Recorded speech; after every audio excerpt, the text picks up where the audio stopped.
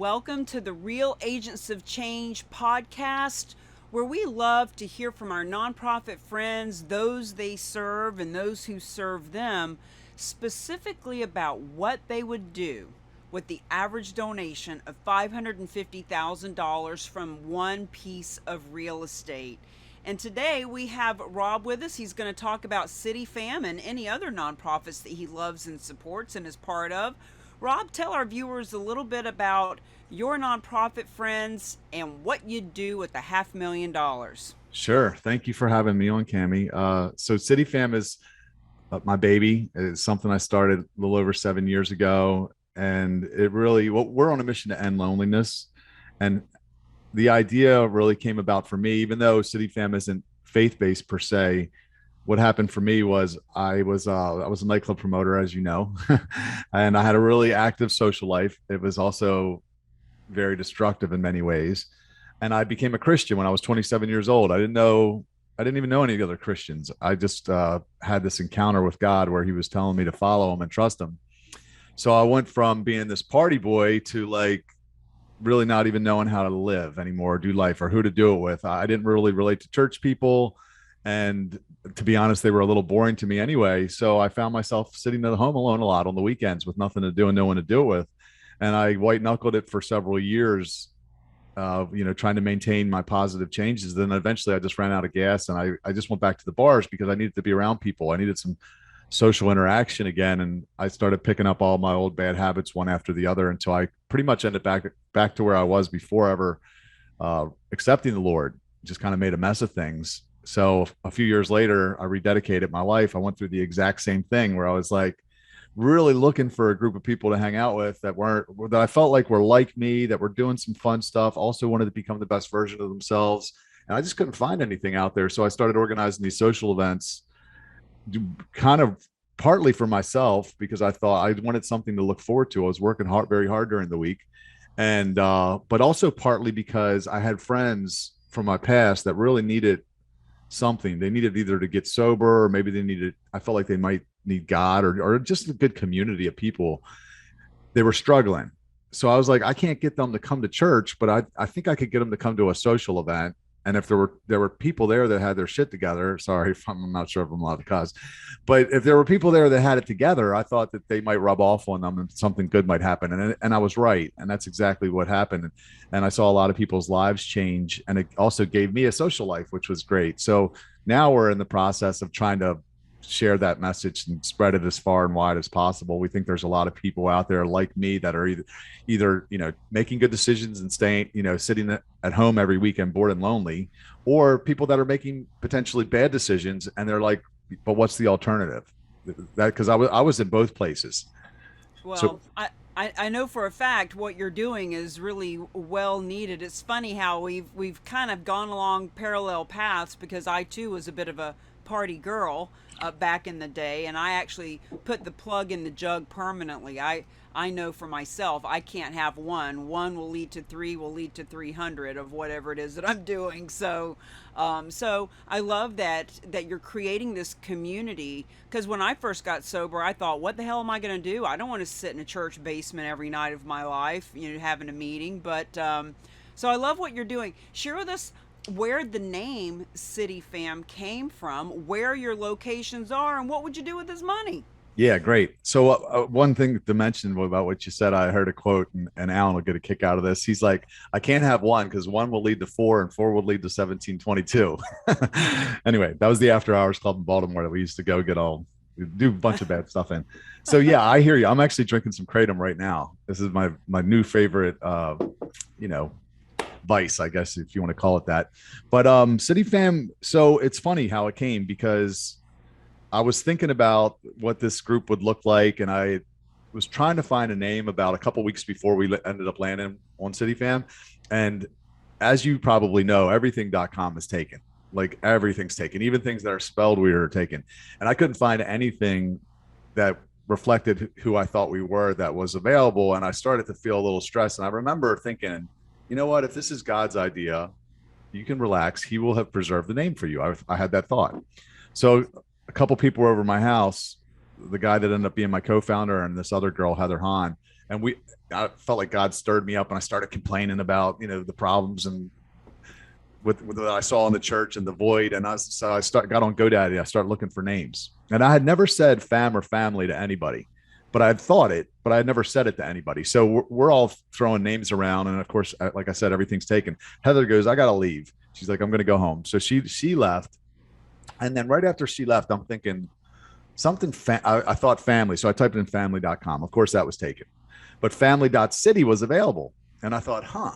And I thought, so I started texting, meanwhile, I had never said fam or family to anyone.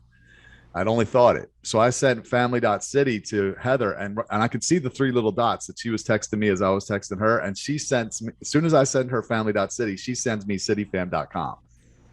And we both went, whoa, because we were thinking the same thing at the same time. So of course I searched cityfam.com, and it was available, and I bought it for $12. So that's where the name came from. But fam, like family, that's what we really want to be, an extended family for our members. We try to take the culture that I liked in the church was, what can I do for you? The culture that I was used to in the clubs was, what can I get from you? On some level, everyone was kind of using each other. So I like that. What can I do for you? I thought the church people were great. They were just a little boring. So I'm like, if we could take that "what can I do for you" attitude and put it into a social setting, man, that would be incredible. We could change the world. So that's kind of what CityFam is all about. What I would do with $550,000. Okay, I thought about this a lot. So I want to open a bar in Baltimore, and it's going to be called Home. But we're calling it Home because there's no place like home. There is no place like this that exists right now. I know, because when I became a Christian, I was looking for it. I was desperate for a social life. I was desperate to be around some people that I thought I could relate to, and there was nothing out there. I went to Christian coffee houses. I went to young adult ministries, and I went a lot of places. Anywhere I heard there might be something that could be cool, I went and checked it out, and it was not cool. It was lame, and my life became very boring. And I just don't feel like having a good time and making right decisions should be exclusive of each other. So I want to open a bar. We are going to serve alcohol, but we're also going to have things like kratom and kava, ways that people can either get sober. So imagine a bar you could get sober in, or a place that if you are sober, you could stay sober. Because a lot of times when people get sober, they have to go to coffee shops and meetings. That becomes their life. And that's not that fun, especially if you're someone like us, because we like to turn up. So just because I can't drink anymore doesn't mean I don't want to go have a good time, hear some live music. So if we can have some things for those people. And I often think about this too, is like, we all know people that we can get to a bar a hell of a lot faster than we get to go to a recovery meeting. And if in that bar, there's people that are all headed in a direction of becoming the best version of themselves, then a lot of times they get on board, because they're like, wow, that's a lifestyle I can relate to. I can do that. So that's what we're going to do. We're going to open this bar in Baltimore eventually when we have this money, this $550,000. And I believe it's going to change the game. I think people, when CityFam members come from other cities and they see it, their eyes are going to be like open, and their minds are going to be blown, and they're going to be like, wow, I need to open one of these in Indianapolis or Phoenix or wherever I'm from. And we're going to be like, great, go build your chapter, and we'll open one. And we'll open a chain of these bars, which are really just going to be community centers disguised as bars. Well, here in Florida, there are kava. So there's a kava social club, social kava, kava kratom. Very, very popular here. Yeah. Kava and And kratom are my best friends. as a matter of fact, one of my favorite places to go here is a 24-hour kava social club. So there's definitely a need for it. So have you actually scouted out a place? Like, do you Yeah. have one in mind? Yeah. So I believe 19 years ago, God told me where it was going to be. He told me that I was going to be in this building in Canton. You don't know probably where Canton is, but it's downtown Baltimore for the most part.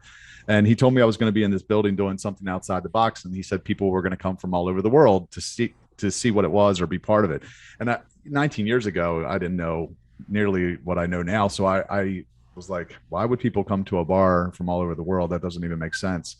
Of course, I didn't know about CityFam or anything back then. So now I understand it. So I've been waiting for this place for almost 2 decades. And there's been a couple times where the door cracked and I started to walk through it and then it shut. So it's an expensive building. The last quote I got on it was 2.7 million. The owner said he would sell it to me for.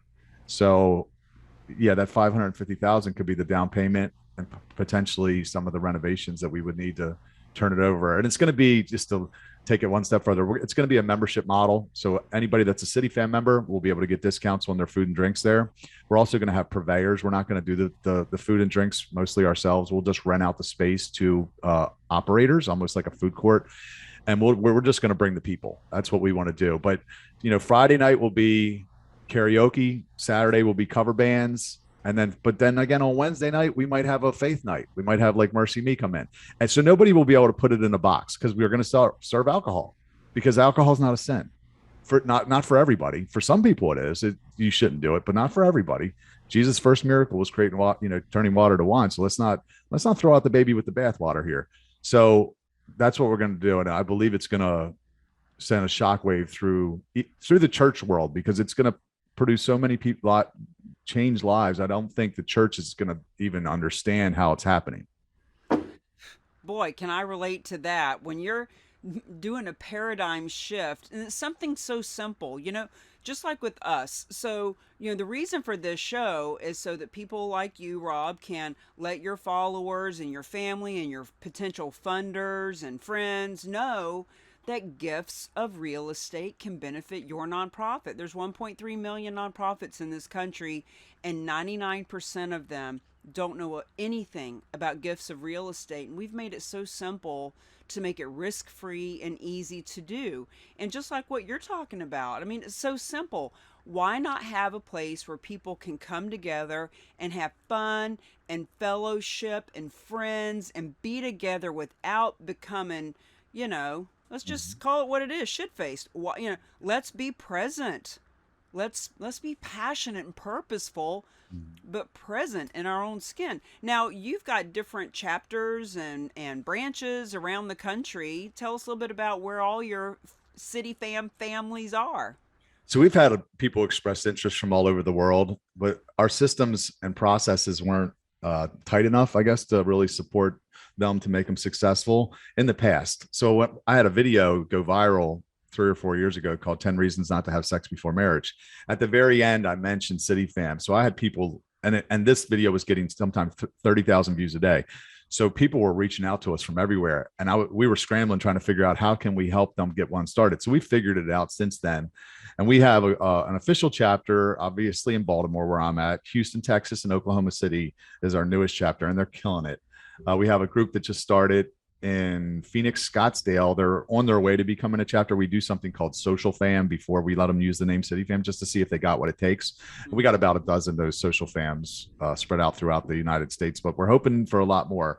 Our vision is to have one of these in every nook and cranny in the world, because there shouldn't be anybody out there trying to do life alone. If they're making positive changes, that you shouldn't be bored and lonely just because you're wanting to stay on that narrow path. And we want to find those people. So Amen. By 2025, our goal as the Real Agents of Change is to have charitable real estate specialists and charitable real estate divisions in every marketplace in this country as well.